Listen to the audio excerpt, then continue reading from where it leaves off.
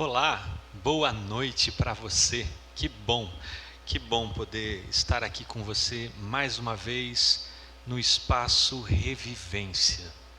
Esse espaço que nós construímos, que tem a cara de uma casa, e nós estamos aqui naquilo que nós chamamos de a casa de Deus, mas a ideia do cenário é apenas para fazer uma conexão com você que está aí também na sua casa, acompanhando junto com a gente, somando junto conosco o seu interesse de pensar e repensar as questões da fé cristã, de pensar e repensar o significado da vida cristã. O Espaço Revivência tem esse objetivo, de nos ajudar a reviver o significado da vida cristã no tempo no qual nós estamos vivendo. Nós já tivemos o nosso primeiro encontro na semana passada.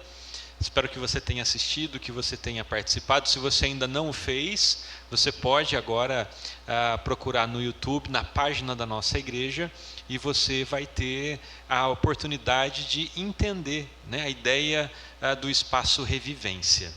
E decidir se você quer fazer essa caminhada junto conosco, ou se você ainda não está preparado para isso, vai esperar mais um pouquinho. Mas do fundo do meu coração, eu espero que em assistindo o primeiro Espaço Revivência, você possa mesmo assim abrir o seu coração, a sua vida para esse tempo do nosso encontro. Nós vamos orar nesse instante, louvando a Deus, agradecendo ao Senhor por essa oportunidade. Feche seus olhos aí, você que está na sua casa. Tenho certeza que você se preparou para estar aqui nesse tempo. Então vamos orar ao nosso Deus. Pai querido, Pai amado, nós te agradecemos pela oportunidade que o Senhor nos dá de nos encontrarmos mais uma vez. Louvado seja o teu nome. Pela vida, pela semana que se passou, pelas bênçãos que recebemos.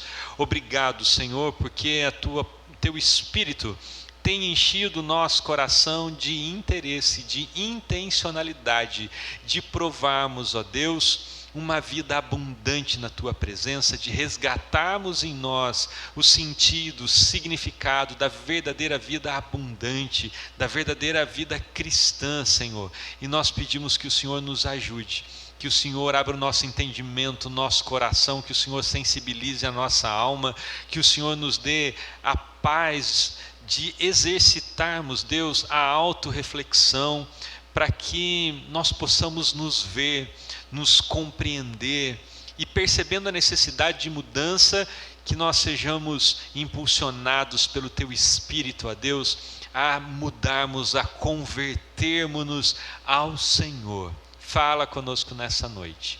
Fala as nossas vidas ao nosso coração, Senhor. Transforma e transtorna a nossa história para a honra e glória do Teu nome, Jesus, a quem nós adoramos aqui, agora e por toda a nossa vida. Amém e amém. Bom, nós vamos louvar ao Senhor. Nós vamos louvar ao Senhor com 3 cânticos de adoração ao nosso Deus, conduzidos pela a banda que está junto conosco hoje no Espaço Revivência. Vamos louvar a Deus.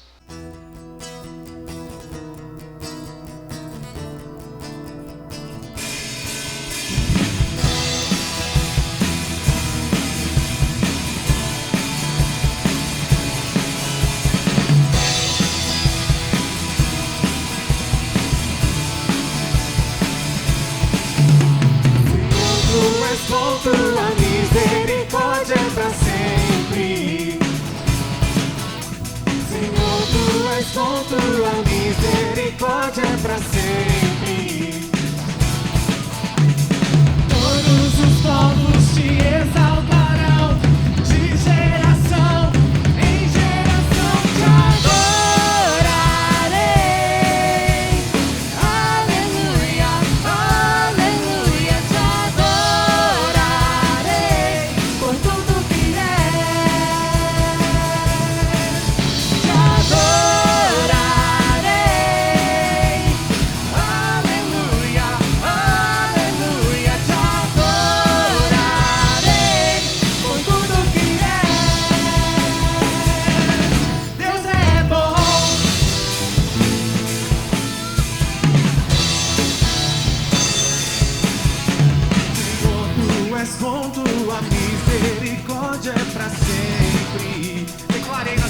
poderosa. Senhor, tu és bom, tua misericórdia é pra sempre. Queremos te adorar, Senhor. Todos os povos te exaltarão, de geração em geração te adorarei. Aleluia, aleluia, te adorarei por tudo que és. Te adorarei. Aleluia, aleluia, te adorarei por tudo que és. Deus é bom.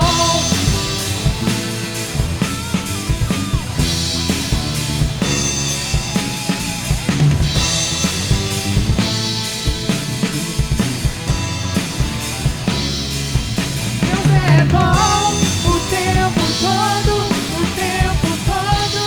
Deus é bom, Deus é bom o tempo todo, o tempo todo. Deus é bom, Deus é bom o tempo todo, o tempo todo. Deus é bom, Deus é bom o tempo todo, o tempo todo. Deus é bom.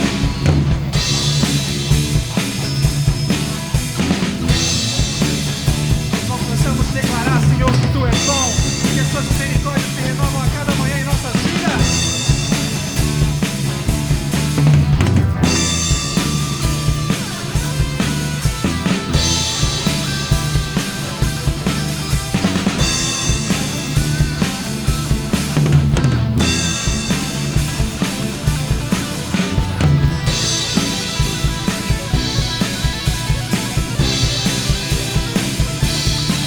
Te adorarei. Aleluia, aleluia, te adorarei por tudo que és. Te adorarei. Aleluia, aleluia, te adorarei por tudo que és. Por tudo que és. Por tudo que és. Deus é bom.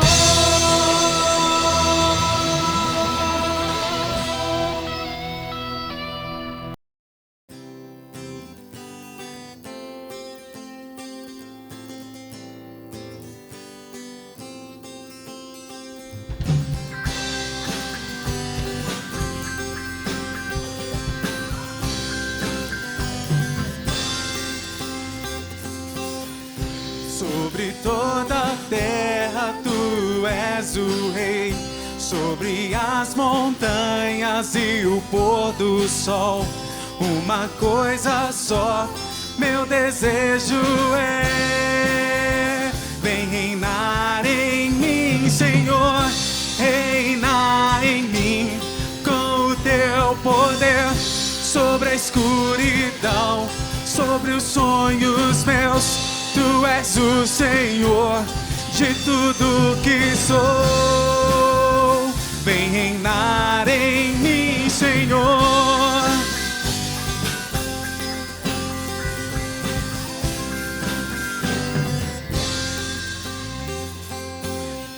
Sobre o meu pensar, tudo que eu falar faz-me refletir a beleza que há em ti. Tu és para mim mais que tudo aqui. Vem reinar de novo em mim, reinar em mim com o teu poder sobre a escuridão, sobre os sonhos meus. Tu és o Senhor de tudo que sou. Vem reinar em mim, Senhor, reinar em mim com o teu poder sobre a escuridão, sobre os sonhos meus. Tu és o Senhor de tudo que sou. Vem reinar em mim, Senhor.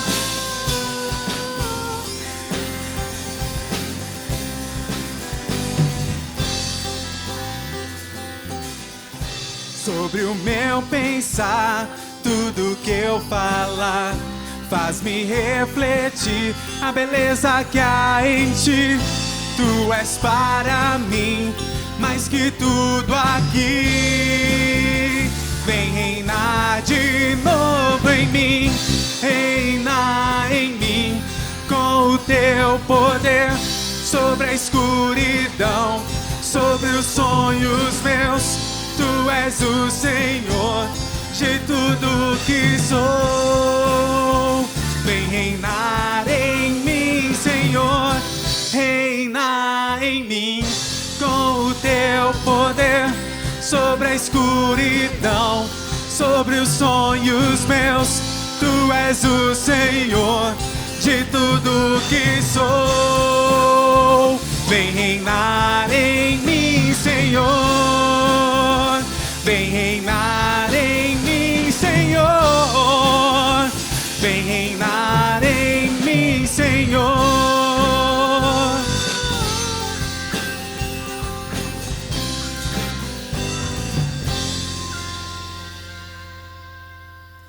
Como é bom a gente poder louvar o Senhor, não é verdade?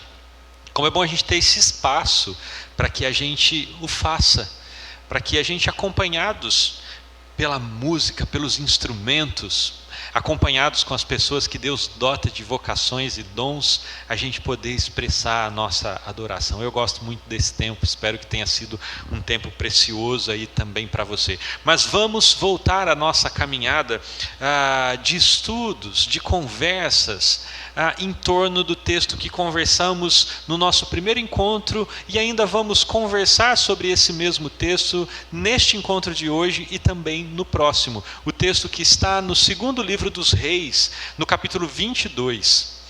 O capítulo 22 até o capítulo 23, versículo 25. Eu não vou fazer a leitura desse texto, porque eu já o fiz na nossa última aula, e nós temos um compromisso aqui mútuo de participação, de estudo, de interesse. Então eu estou crendo que você ainda deu uma folheada na sua Bíblia depois do nosso último encontro, você se interessou em entender o que estava acontecendo ali naquele texto que nós vamos abordar hoje também. Então hoje eu não vou fazer a leitura, eu espero que você esteja mesmo preparado para esse momento. Estar preparado é você também buscar, estudar, se envolver com tudo isso que nós estamos conversando, estamos sugerindo, estamos propondo para você.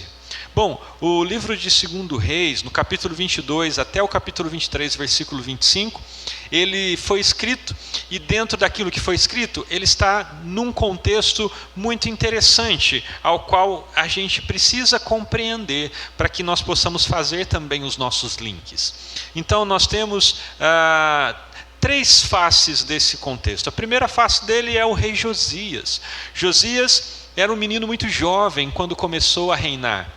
A Bíblia diz que Josias começou a reinar com 8 anos de idade e reinou por 31 anos sobre o reino de Judá. Josias, ele era neto de Manassés, um terrível rei de Judá, um rei que fez com que o povo se afastasse do Senhor. Inclusive foi um rei que sacrificou 2 dos seus filhos ao deus Moloque. Josias também é neto de Amon. Amon também foi rei de Judá, mas morreu muito jovem, morreu com 24 anos de idade, e ele também repetiu todos os pecados dos seus pais, do seu pai Manassés, e fez com que o povo de Deus se afastasse também do culto, da adoração, da vida de serviço a Deus. E de repente aparece Josias, e Josias quebra essa história. Josias quebra esse ciclo, porque ele é um homem que foi diferente do seu pai, diferente do seu avô. A Bíblia diz, no capítulo 22, no versículo 2, que Josias foi um rei que andou com Deus, que seguiu os passos de Davi, o modelo do grande rei, o modelo daquele que tinha intimidade com Deus. O texto também nos traz, nos demonstra na sua narrativa, que Josias assume o trono num período de extrema ignorância espiritual, porque havia se perdido o livro da lei. E o povo estava indiferente a Deus, à palavra de Deus, à lei de Deus, à obediência a Deus. Era um período de extrema ignorância, de grande secura espiritual. E um outro olhar que o texto nos traz, dentro do contexto, é o contexto do povo de Deus, que nós vimos também na semana passada, um povo que cultivava em si hábitos pagãos, que foram infiltrando na vida do povo à medida que eles foram se desenvolvendo e se envolvendo com outros povos. Como eu disse, o livro da lei havia sido perdido, ninguém já conhecia mais a lei, ninguém se importava com ela, ninguém tinha condição de ler o livro da lei, ninguém estudava, não havia mais referencial de fé para aquela geração. Uma triste situação que chegou o grandioso povo de Deus. O livro se perdeu, a lei se perdeu, a palavra de Deus se perdeu. Esse povo também vivia dentro de um contexto onde o sacerdócio ele estava sendo exercido por profissão. Havia o templo, havia o sacerdote, mas ele era uma mera figura da instituição, mera figura da religião, como eram os sacerdotes dos outros deuses de cultos pagãos que haviam entre eles. Era só uma profissão, não havia mais palavra profética, não havia mais reconhecimento profético da parte do povo para com o sacerdote do Deus vivo. Havia apenas a conservação histórica da religião. Havia o templo, havia o sacerdote, havia a contribuição do dízimo, havia a manutenção do templo, havia zelo para com as coisas da religião, mas eram apenas uma conservação histórica, porque Deus não era mais adorado. Ele já não era mais o Senhor, reconhecido como Senhor daquele povo. Era só mais uma religião dentro daquilo que foi sendo estabelecido entre o povo. E também nós vimos que no povo de Deus havia o desconhecimento da palavra do Senhor, justamente porque o livro da lei ele havia sido perdido. Mas a narrativa diz que esse livro foi encontrado por Ilquias, o sacerdote. Mas é interessante, e nós falamos isso na semana passada, que o livro estava perdido dentro do templo. Olha a situação do sacerdócio, né? Olha a situação do templo, a situação do povo. O livro da lei, o livro de Deus estava perdido dentro do templo. E quando esse livro é encontrado, ele é levado para o rei Josias. E a narrativa bíblica diz, no capítulo 23, versículo 25, que nem antes e nem depois de Josias houve um rei como ele, que se voltasse para o Senhor de todo o coração, de toda a alma, de todas as suas forças, de acordo com toda a lei de Moisés. E é nesse caminho que os nossos encontros, o nosso espaço revivência, nós queremos trilhar. No caminho do avivamento, na revivência da fé na nossa vida. O nosso desejo é que aconteça conosco aquilo que aconteceu com o rei Josias, que nós nos voltemos ao Senhor, que nós abandonemos muito desses contextos que nós vimos acerca do povo de Deus lá, que se refletem aqui no tempo no qual nós vivemos. Nós conversamos bastante sobre isso e eu fiz um convite àqueles que estavam conosco no nosso último encontro. E o meu convite foi um convite baseado no interesse pessoal, ou seja, no interesse de cada indivíduo e que, portanto, se transformaria num convite comunitário, de nós experimentarmos um verdadeiro, um real avivamento nas nossas vidas, nas nossas histórias. E eu usei no plural histórias, porque eu penso na história da nossa vida enquanto indivíduo e também na história da nossa igreja enquanto comunidade. É a nossa busca intencional por um avivamento. E quando eu falo avivamento, eu estou falando da revivência da fé na nossa vida. Portanto, o meu convite, ele é um convite aos interessados. O meu convite é para aqueles que têm um real interesse no exercício da revivência da fé. É para essas pessoas. Nós queremos caminhar com esse grupo de pessoas que vai assumir fidelidade, frequência, comportamento e ação, para que a realidade de um avivamento, a realidade da revitalização, para que a realidade da revivência da fé aconteça na nossa vida e na nossa história. Na semana passada, nós tratamos dessas realidades todas, e hoje nós vamos falar sobre os sinais de um verdadeiro avivamento. Sim, porque um verdadeiro avivamento, ele possui sinais que são perceptíveis, que extrapolam o campo espiritual. Porque o que a gente ouve dentro da história da igreja, são movimentos aonde o avivamento parece uma manifestação espiritual, e que fica apenas no campo espiritual, com ações sobrenaturais, movimentos sobrenaturais, com derramamento de línguas estranhas, com fenômenos sobrenaturais sobre a igreja. Não é esse avivamento que nós estamos propondo pensar, buscar da parte de Deus, reviver, que se faça revivente na nossa fé. Não é esse. O avivamento que nós estamos propondo aqui, convidando você a caminhar, a trilhar, a buscar junto com a gente, é aquele que tem sinal perceptível na vida real, no dia a dia. O meu convite para você, nessa nossa busca, é a gente parar de dividir o mundo espiritual do mundo real. Nós vamos olhar apenas como algo integral, ou seja, um avivamento que acontece no nosso coração, na nossa história, e extrapola pelas nossas vidas.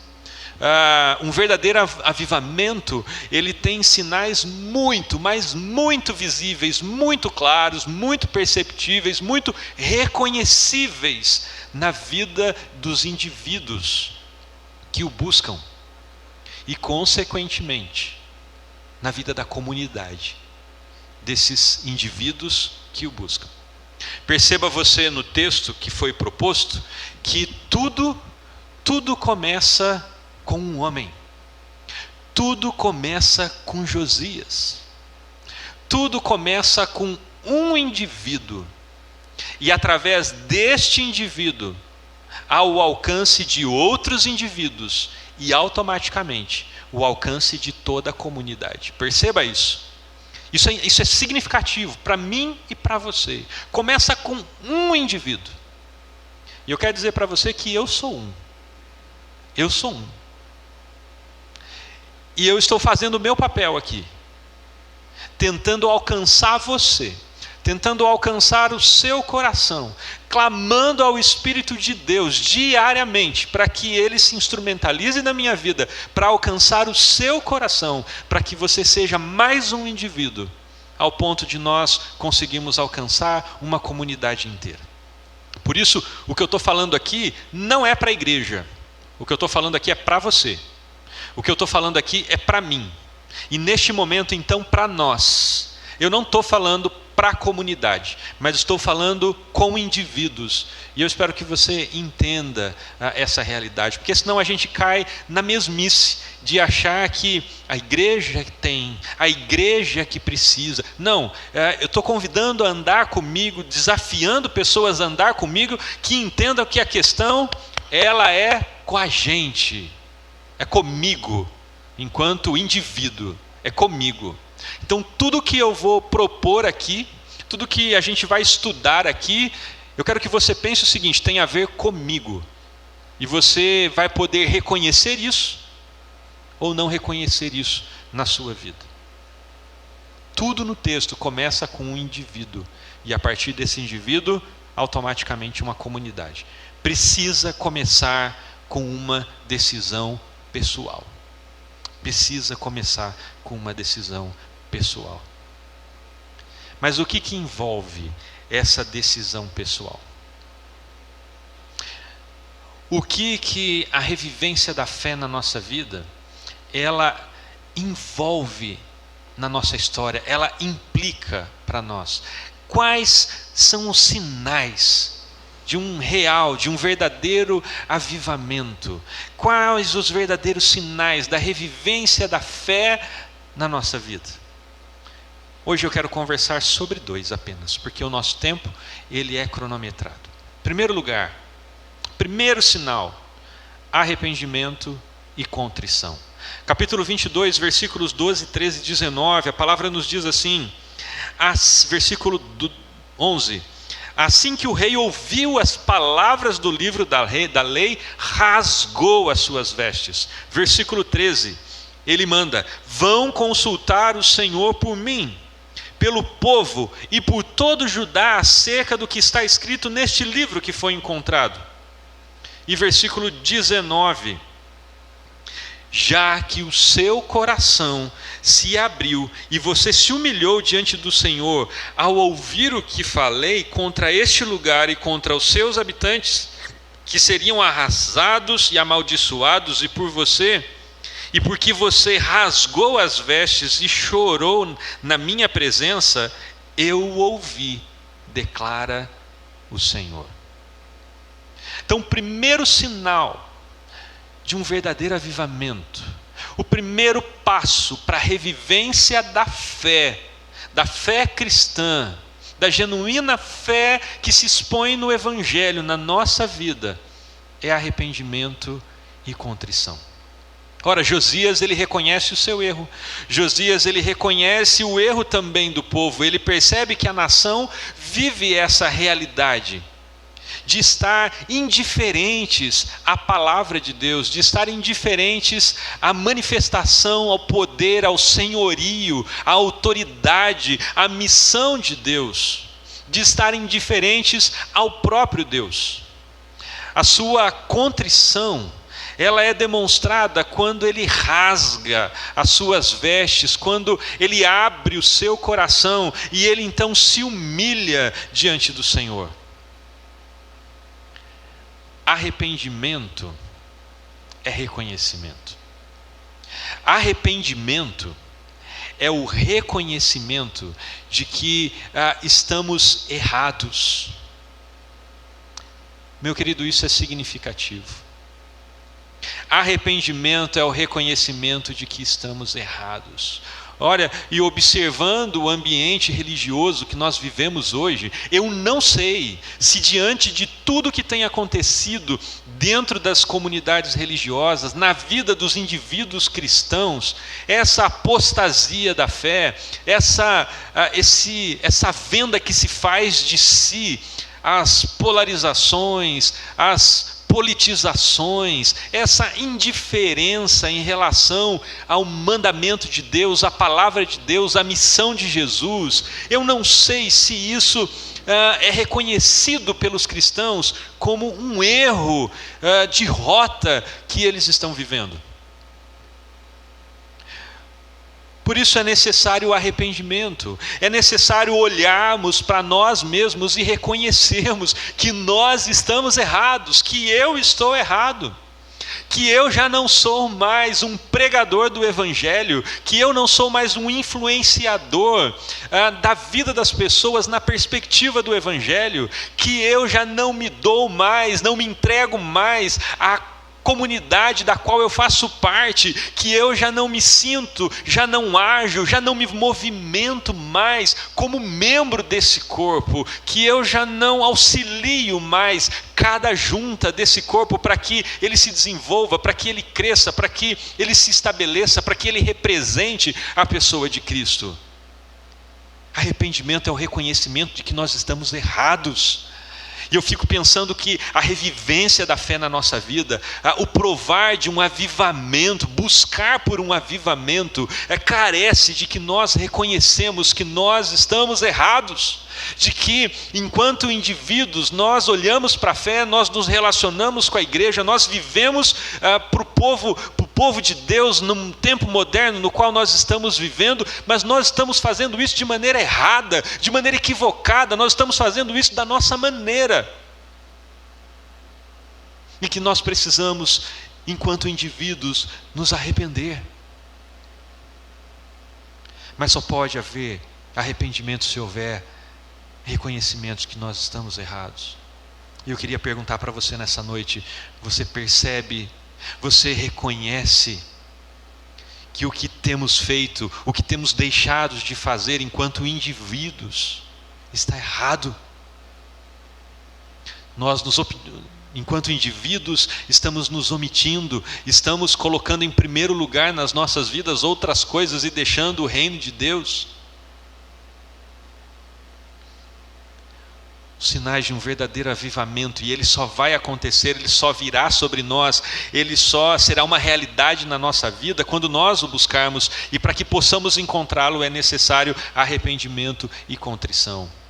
Contrição é a tristeza pelo nosso erro, é a capacidade de nos deixarmos sensibilizar, de não apenas ouvirmos algo que nos sacode de modo imediato, mas que não muda a nossa vida. Contrição é tristeza pelo nosso erro, é vergonha pelo nosso erro, é a capacidade de nós permitirmos que o Espírito Santo sensibilize o nosso coração. Josias chora na presença de Deus, ele rasga as suas vestes de tristeza, de pesar, de vergonha. Contrição, meus queridos, contrição. Nós reconhecemos que estamos errados. E o que esse reconhecimento gera em nós? Porque se não gerar arrependimento e contrição, nós estaremos apenas, como eu digo aqui, apenas ouvindo algo que nos sacode agora. Palavra dura, hein, pastor? Mas não muda a nossa vida. Pastor, hoje chacoalhou o abacateiro, mas não mudou a minha vida. Arrependimento é reconhecimento. Se reconhecemos os nossos pecados pessoais diante do Senhor, se nos colocarmos diante dele em contrição, com vergonha, com pesar, com tristeza, eu digo a você, se fizermos assim, alguma coisa há de mudar na nossa história pessoal e, consequentemente, na nossa história comunitária.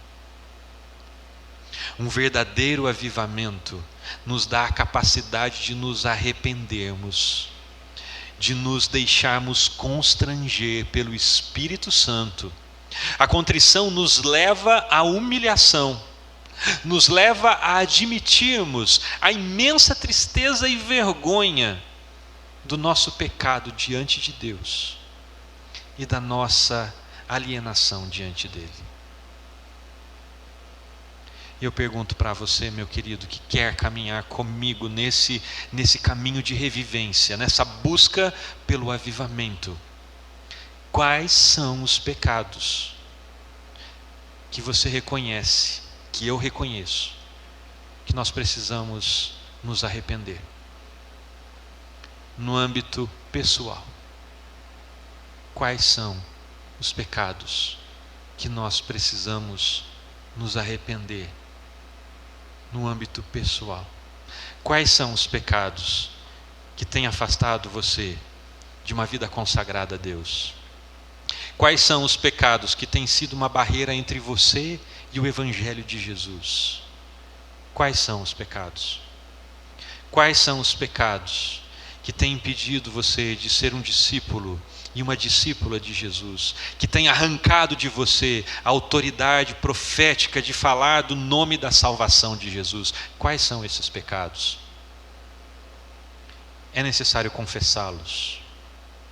É necessário, em confessando, nos arrependermos deles e chorarmos diante de Deus, para que Deus nos perdoe por eles e pedir para que o Senhor nos liberte deles, para que eles não façam mais separação entre nós e o nosso Deus, porque eles não têm esse poder. A cruz tirou deles todo esse poder, mas nós nos sujeitamos a eles como a escravos, mesmo tendo recebido de Cristo Jesus a liberdade. Um outro sinal do verdadeiro avivamento é o compromisso com a proclamação e a obediência. No capítulo 23, dos versículos de 1 a 3, a narrativa diz assim: depois disso o rei convocou todas as autoridades de Judá e de Jerusalém. Em seguida o rei subiu ao templo do Senhor, acompanhado por todos os homens de Judá, todo o povo de Jerusalém, os sacerdotes e os profetas, todo o povo, dos mais simples aos mais importantes. Para todos o rei leu em alta voz todas as palavras do livro da aliança que havia sido encontrado no templo do Senhor. O rei colocou-se junto à coluna real e na presença do Senhor fez uma aliança, comprometendo-se a seguir o Senhor e a obedecer de todo o coração, de toda a alma aos seus mandamentos e aos seus preceitos e aos seus decretos, confirmando assim as palavras da aliança escritas naquele livro. Então todo o povo se comprometeu com a aliança. Buscaram um verdadeiro avivamento. Buscar a revivência da fé na nossa vida requer de nós compromisso com a proclamação da palavra e com a obediência a essa palavra. É isso que Josias faz. Josias, ele se compromete com Deus. E então, enquanto indivíduo, ele convida os demais indivíduos ali representados, denominados como povo, a também ouvirem as palavras da lei, a também se arrependerem, a também demonstrarem tristeza, vergonha, contrição diante do Senhor e se comprometerem com Deus. E diz o texto que Josias se compromete, ele firma uma aliança com Deus, e o texto termina dizendo que o povo também havia se comprometido com o Senhor. Arrependimento e contrição desembocam no compromisso de proclamar aos outros a transformação que o Espírito de Deus realizou em nós. Não é proclamar o que o Espírito de Deus transformou na vida do fulano e do beltrano, porque ele tem a responsabilidade de fazer aquilo, mas é proclamar aos outros, todos os outros indivíduos, a transformação que o Espírito Santo de Deus, ele realizou na nossa vida enquanto indivíduos. O conhecimento da palavra de Deus implica em pregação, em anunciação, em envio. E não somente nisso, mas em compromisso com a palavra de Deus. Josias testemunhou, Josias proclamou, Josias pregou a palavra que transformara a sua vida por misericórdia ao povo. E desta forma, o povo, consciente da palavra de Deus, se comprometeu com as palavras da aliança. Irmãos, compromisso com a proclamação e obediência à palavra de Deus. Se você quer provar um avivamento real na sua vida, um verdadeiro avivamento na sua vida, se você quiser provar a revivência, a revitalização da fé na sua vida, não pense na nossa igreja. Pense na sua vida, é com a sua vida que eu estou falando hoje. Você precisa de pelo menos duas coisas que eu estou pontuando nessa noite.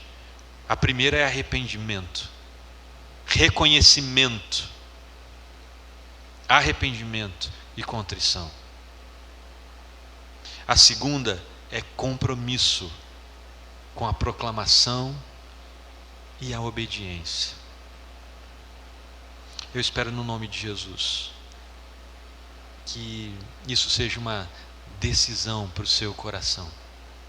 E na próxima semana nós falamos sobre mais 2 sinais do verdadeiro avivamento. Deus abençoe sua vida, seu coração, e até lá, em nome de Jesus.